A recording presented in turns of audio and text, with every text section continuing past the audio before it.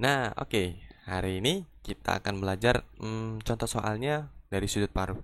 Oke, di sini ada contoh salah satu yang bisa kita gunakan rumus sudut paruh untuk mengerjakan soal ini, yaitu cos 22,5. Berapa sih cos ini? Kalau kita nggak pakai kalkulator, cara carinya gimana? Nah, kita tahu bahwa cos 22,5 itu sama aja dengan cos setengah dari 45. Ya nggak sih? Iya ya Pak. Nah, jadi ini adalah suatu ide atau misalkan trik untuk menyelesaikan soal sudut paruh. Jadi selalu kita kaitkan dengan salah satu sudut dua kalinya gitu loh. Jadi bentuk ini itu kan senilai dengan bentuk ini. Hanya saja bentuk ini lebih bisa kita kerjakan dibanding bentuk ini. Jadi kalau misalkan konteksnya sudut, misalkan udah tahu nih setengah dari siapa ya ini, berarti kita gunakan setengah dari sudut yang misalkan nggak diketahui. Contohnya di sini kan setengah dari 45 hasilnya ini. Jadi kita mencari suatu trik di mana sudut ini supaya bisa dikerjakan. Gimana caranya? Oh, ternyata saya bisa ubah seperti ini. Nah, ketika bentuknya seperti ini kan saya bisa mengganti dengan rumus apa? Cos setengah alfa itu sama dengan plus minus akar 1 plus cos alfa. Artinya, sudut di luarnya itu setengah dari sudut di dalam. Ya enggak sih? Sudut di luarnya apa? Sudut di luarnya ini 22,5. Tapi sudut di dalam adalah ini. Ibaratnya kalau saya tulis gini deh. Ini adalah setengah alfa, ini adalah alfa. Nah, maka tinggal kita masukin berarti. Saya tulis ulangnya plus minus akar 1 ditambah cos alfa ya dibagi 2. Alfanya apa? Alfanya 45. Oh, berarti kita lihat penggunaan plus minus adalah untuk menentukan kuadran di cos setengah alfa. Setengah alfanya 22,5. 22,5 itu kuadran 1, maka kita pakai yang plus. Berarti saya tanpa menulis pun nggak apa-apa ya. Jadi akar 1 ditambah cos alfanya berapa? Alfanya 45 per 2.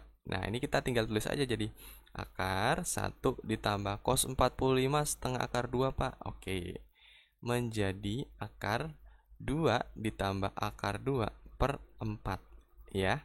Kemudian ini bisa kita sederhanakan, bisa Pak, menjadi akar 2 plus akar 2 per 4 atau seperdua akar 2 ditambah akar 2. Nah, ini adalah hasilnya kalau kita tidak menggunakan kalkulator. Jadi selalu kaitkan ya. Kalau diketahui 22,5 ya kita cari. Pak, misalkan saya punya masalah seperti ini, Pak, 15 derajat.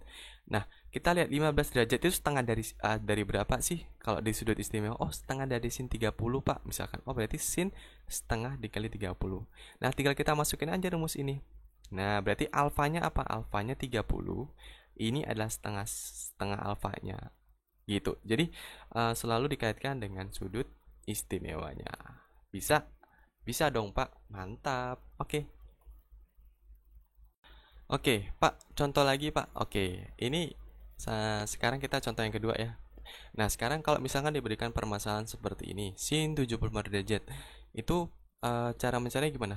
Pakai jumlah sudut, Pak, dua sudut. Bisa, yaitu sin 30 ditambah 45. Tapi kalau pakai sudut paruh gimana? 75 itu setengah dari yang mana ya, Pak ya? Oke. Berarti kalau ini bisa saya ubah menjadi bentuk sin setengah dari berapa? 75 itu 150. Nah, 150 ini sudut istimewa enggak? Sudut istimewa. Nah, kok bisa tahu, Pak? Kita lihat ya. Sin 150 itu kan sama aja dengan sin 180 derajat dikurangi 30, enggak sih?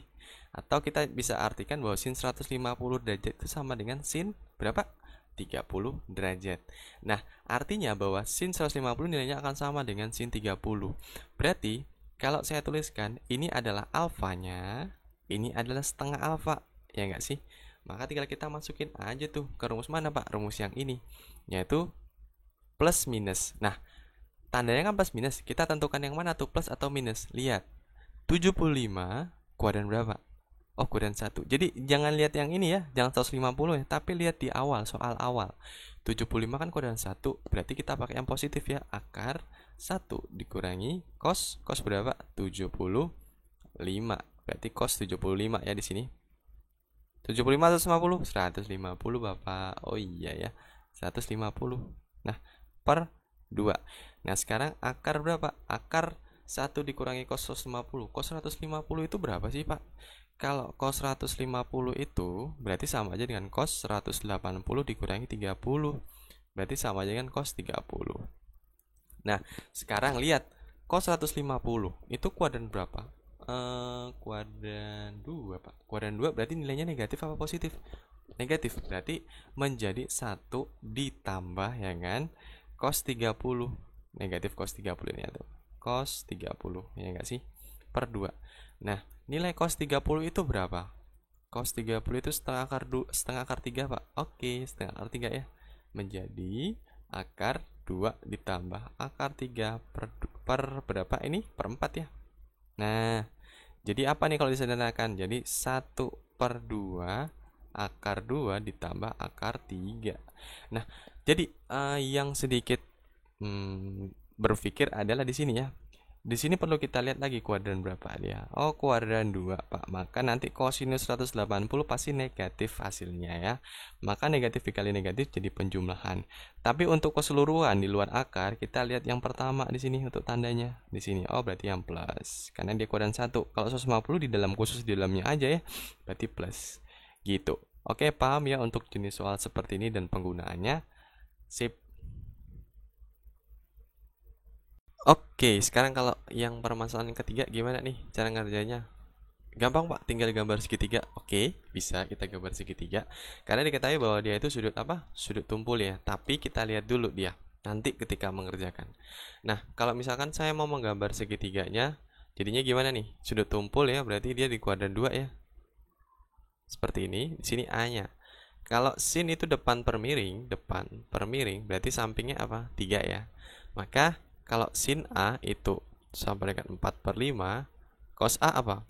Cos A itu 3/5. Lihat, kuadran 2 berarti negatif ya. Oke, nanti akan kita gunakan. Tapi kalau ini kan khusus untuk sudut A ya. Sudut A itu adalah 2 kalinya dari sin setengah A. Nah, untuk interval sudut setengah A, taunya dari mana, Pak?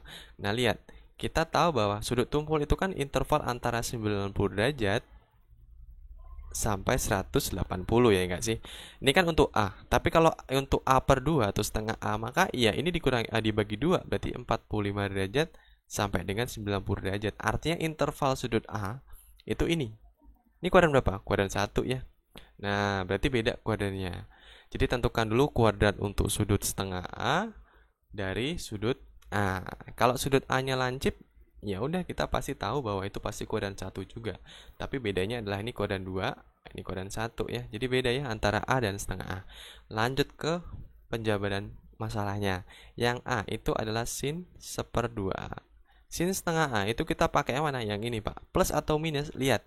Sin setengah A kita pakai yang plus. Kenapa? Karena dia di kuadran 1 ya. Berarti pakai yang akar 1 min cos cos A/2. Nah, jadi saya ulangi kenapa di sini pakai yang plus, karena kita lihat interval dari sudut setengah A itu dari 45 sampai 90 dan kita tahu itu pada kuadran 1, makanya sinus di sini hasilnya positif. Nggak pakai negatif. Oke, bisa. Nah, tinggal kita masukin cos A udah kita cari, Pak. Udah, cos A itu negatif 3/5. Berarti tinggal kita buat menjadi seperti ini. 1 ditambah ya 3/5 per 2 menjadi berapa nih? 5 ditambah 3/5 dibagi 2 akar. Nah, ini jadi gimana nih? 8/10 ya, akar 8/10 untuk yang sin setengah A. Sampai sini aja boleh, Pak? Boleh sampai sini aja. Kalau mau dirasionalkan boleh, Pak? Boleh. Atau mau disederhanakan lagi deh menjadi dibagi 2 4, dibagi 2 5. Jadi apa ini? Akar 4/5. Bentuk seperti ini boleh, Pak? Boleh. Nah, kemudian yang B ya. Cos 1/2A. Lihat, cos 1/2A kita pakai yang ini ya. Plus atau minus? Lihat, setengah A itu pada kuadran 1. Maka kita ya pakai yang plus. Berarti tetap akar 1 ditambah cos A dibagi 2. Cos A-nya apa? Cos A-nya ini, Pak. Oh, berarti min 3/5. Berarti akar 1 dikurangi 3/5 dibagi 2.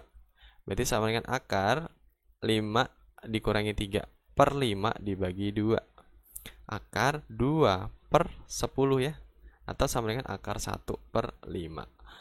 Oke, ini untuk yang kosinus. Jadi selalu tentukan dulu interval kosinus setengah A itu pada kuadran berapa dia? Oh, kuadran 1, maka dia pakainya plus. Dari mana? Kita udah tahu dari sini.